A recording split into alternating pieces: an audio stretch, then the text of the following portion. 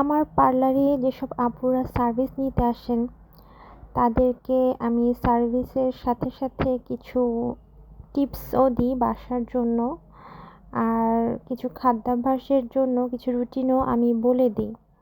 তো যেহেতু এখন রমজান মাস চলছে, সেজন্য আমি রোজাতে আমি কিভাবে আমার ডেইলি রুটিনগুলো মেনটেন করি আমার খাদ্যাভ্যাসের, সেইগুলো দেখানোর জন্য আজকে আমি ছোট্ট একটা ভিডিও করেছি। এটা হচ্ছে আমার ইফতার আইটেম। তো ইফতারে আমি কি খাই সারাদিন না খেয়ে থাকার পরে খালি পেটে।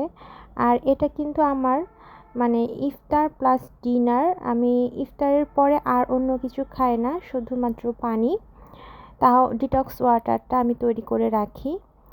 এখানে আমি একটু মানে একদম কম মশলা দিয়ে, একটু চিকেন, একটু আলু দিয়ে একটু বিরিয়ানি করে রাখছি। আর তার সাথে কিছুটা ফল, খেজুর, এখানে আছে ছোলা, আর একটু সালাদ করে নিয়েছি। সালাদটা আমি খুবই পছন্দ করি। এখানে লাল টমেটো, গাজর, কাঁচামরিচ, পেঁয়াজ দিয়ে আমি সালাদটা করেছি। সালাদটা খেতে খুবই মজা লাগে। আর এটা টমেটোটা এবং গাজর স্কিনের জন্য অনেক ভালো। আর কাঁচা ছোলা আমরা জানি অনেক বেশি পরিমাণে প্রোটিন আছে, এজন্য আমি কাঁচা ছোলাটা খাই। কাঁচা ছোলা একটু মাখায় নিয়ে, আর এই যে শরবতটা দেখালাম আমি, সেটা হচ্ছে বিটরুটের শরবত। হ্যাঁ, বিটরুট আমি এমনি সময়েও যখন রোজা থাকে না তখনও আমি খাই। প্রত্যেক দিন সকালে খালি পেটে আমি ওইটা খাই। আমি ইফতার টাইমেও আমি আগে খেজুরটা মুখে দিয়ে আমি আগে বিটরুটের শরবতটা কিছুটা খেয়ে নিই, তারপরে আমি আমার ইফতারটা শুরু করি।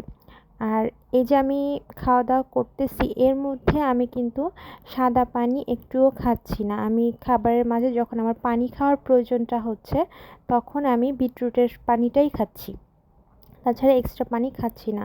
এই খাবারটা যখন আমার খাওয়া হয়ে যাবে, তারপরে আমি হচ্ছে যে ডিটক্স ওয়াটারটা আমি করে রাখি, সেটাই আমি খাই।